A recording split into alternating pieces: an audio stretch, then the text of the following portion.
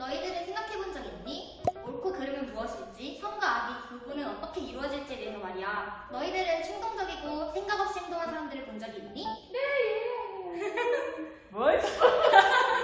이런 사람들은 놀랍게도 범죄를 저지를 확률이 아주 높다고 해. 제가요? 그러면은 악이라는 건 자기 통제 부재 상태에서 일어나는 걸까? 모르겠어요.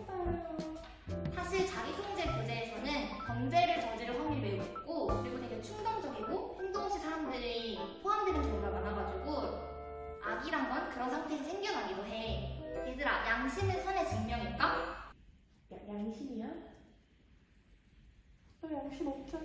그건 맞지. 모르겠어요. 그럼 아이히만에 대해서 들어봤니? 아니야. 아이히만은 칸트를 들먹이며 자신의 악행을 정당화한 전적이 있는 사람인데, 오늘 선생님은 너희들한테 칸트의 의무론에 대해서 얘기를 해줄 거야. 이 의무론을 통해서 그간 모호하게만 했던 선과 악의 구분, 더 나아가 사회에 영향을 끼치는 옳고 그름에 대해서 선생님이 다시 한번 이야기를 해줄 거야. 선생님은 이번 강의를 통해 너희들이 앞으로 모호하게만 했던 선과 악의 구분, 그리고 옳고 그름을 명확히 해서 이 혼란스러운 사회에 조금이나마 보탬이 되는 사람이 되었으면 좋겠고, 이 강의를 통해 꼭 자기 통제라는 걸 익혔으면 해. 알겠지? 네.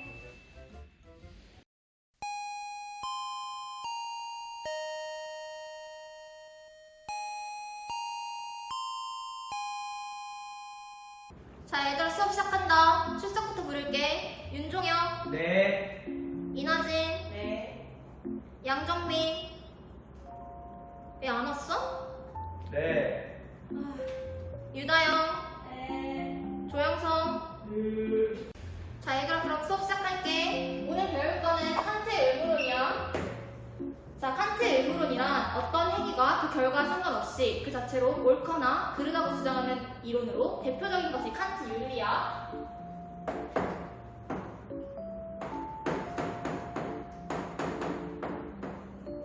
칸트 윤리 기억해줘. 자, 그리고 의무론은 우리가 추구해야 할 어떤 궁극적 목적보다는 언제 어디서나 지켜야 할 행위의 근본 원칙에 주목하는 윤리야. 자, 칸트 윤리의 특징 중 주목할 만한 개념은 선의지인데,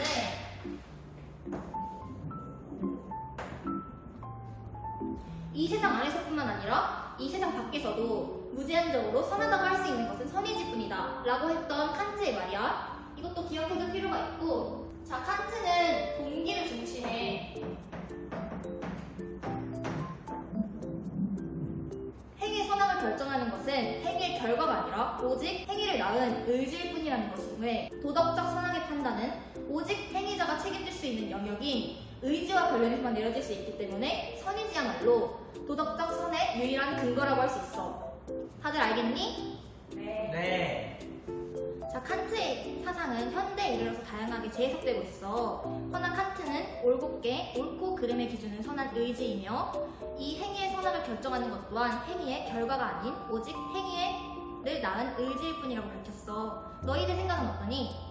저희도 그렇게 생각해요. 하진이는? 저도요. 선생님도 이 견해에 동의해. 행위의 결과란 오직 우리의 힘만으로 보장할 수 있는 게 아니라 이 수많은 외적 변수와 우연에 의해 좌우될 수 있으므로 도덕선의 척도가 될 수 없고, 도덕적 선악의 판단은 오직 행위자가 판단할 수 있는 경위인 의지와 관련해서만 내려질 수 있기 때문에 사람을 한 명 죽이려다가 실수 2명을 살렸어. 이게 과연 선한 일일까? 선생님은 아니라고 생각을 해.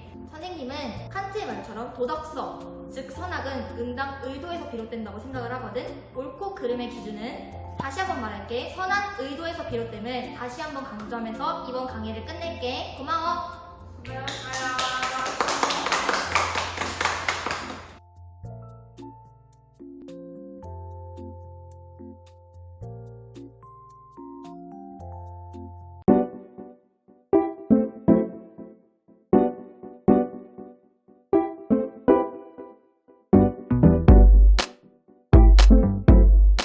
안녕하세요, 이유린입니다. 제 진로는 연기, 예체능입니다. 중학생 때 친구들을 따라서 아무것도 모르고 들어간 동아리에서 제 꿈을 찾게 되었습니다. 친구들과 공연을 하기 위해 매일매일 만나서 저녁 늦게까지 학교에 남으며 연습했습니다. 이처럼 예체능은 기본적으로 많은 정신적, 체력적 노력을 요구합니다.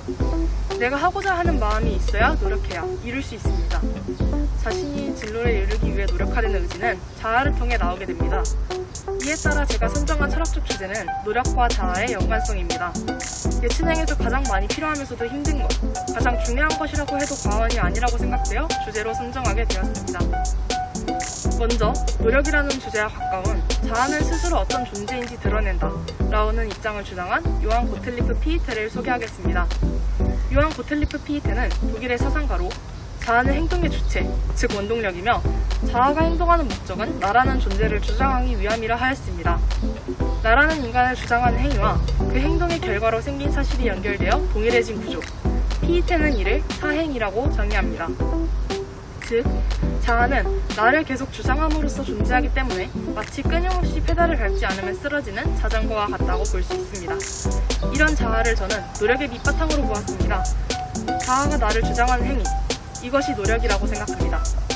그러므로 개개인마다 다른 노력의 정도가 바로 최고의 자아이지 않을까 생각했습니다. 인간은 행위, 다른 말로 노력을 통해 자아의 존재를 드러내고 주장하고자 하며 노력하다 힘이 들 때, 슬럼프가 찾아올 때 자아의 장벽에 부딪히며 그 장벽을 뛰어넘고 또다시 그것으로 새로운 사실을 얻는 것. 이것이 노력과 자아의 연관성이 아닐까요? 예체능에서는 많은 실패와 그에 비해 비교적 적은 성공이 이루어집니다. 성공이라는 목표 지점은 각기 다르겠지만 자신이 세운 기준에 도달하기 위하여 노력하는 것, 또 그 노력을 할 수 있게 나 자신을 이끌어주는 것. 저는 이것이 자아라고 생각합니다. 피히트는 가난하게 태어났지만 결국 베를린 대학에서 뛰어난 강의를 펼쳐 모두가 존경하는 자리에 오를 수 있었습니다. 피히트가 앞세우는 자아 앞에서는 한계가 없습니다. 저는 이것을 노력하는 데는 한계가 없다는 것으로 받아들였습니다. TV 속 아름다운 모습들은 아름다움을 보여주고자 몇 번이고 시도를 하여 우리의 눈에 비춰지게 됩니다.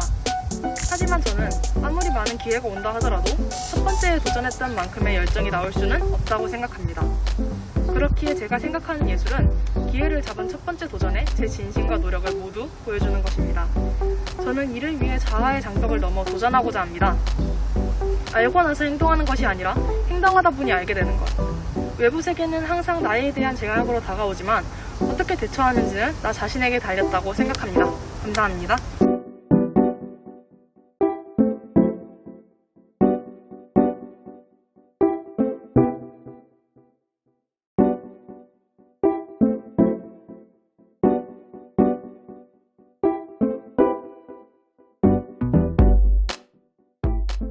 안녕하세요. 2학년 10반 21번 황준영입니다. 저희 진로와 관련된 사회적 이슈로 선택한 것은 현대 사회에서 코로나로 인해 급격하게 증가된 국민들의 우울감입니다. 코로나19 바이러스가 생긴 이후 국민들의 우울감이 2배 이상 심각해졌다는 결과가 나왔습니다. 이에 보건복지부는 코로나19 국민 정신건강 실태조사를 실행하였는데 이 결과는 사람들의 우울함이나 극단적 선택 등의 지표가 증가하면서 정신건강지표가 전반적으로는 악화되었다는 것을 보여줍니다. 그 중에서도 우리가 눈여겨봐야 할 점은 심리지원 대책 마련을 위한 조사 결과, 그리고 20대와 30대가 특히 우울 평균 점수가 급격하게 증가해서 현재는 20대와 30대 모두 30%를 넘는 비율을 보여주는 것입니다. 이처럼 제가 이 이슈를 선정한 이유는 이 이슈가 현재 우리 청소년들도 마주한 문제이기 때문입니다.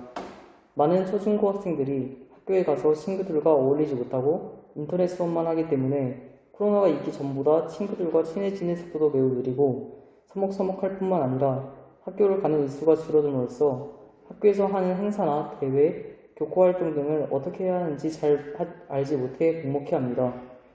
저 또한 이런 걱정들을 많이 하고 스트레스도 많이 받습니다.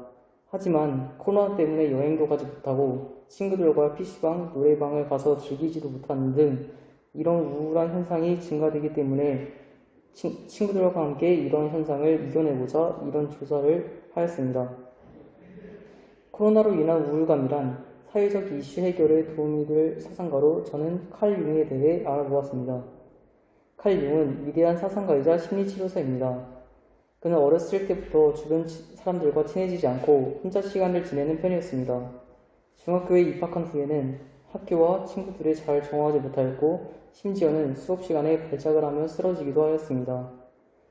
하지만 그는 절망하거나 포기하지 않고 최선을 다해 공부해서 수리에 있는 병원에서 조교로 수습기간을 거친 후 마침내 의사와 강사로서 활동하게 됩니다.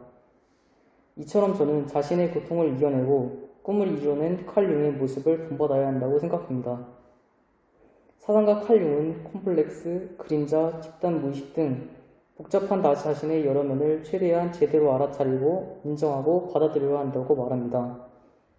이는 현대사회에서 삶의 불균형이 지속될 때 고통을 받고 있는 사람들이 현재 상황을 무조건 부정적이라고만 생각하며 이 상황을 없애려는 데 집착하고 벗어나려고만 하지 말고 우울하고 불규칙적인 내적의 긴 고통을 견뎌내고 부정적인 상황을 자체를 받아들여 스스로 일어날 수 있도록 삶의 균형을 찾아야 한다는 것을 암시하고 있다고 생각합니다. 저 또한 힘든 상황 속에서도 긍정적인 생각을 잃지 않고 극복해내도록 노력할 것이고 현재 힘든 시기를 보내고 있는 여러분도 사상가인 칼 융의 가르침을 항상 생각하며 포기하지 않으셨으면 좋겠습니다. 감사합니다.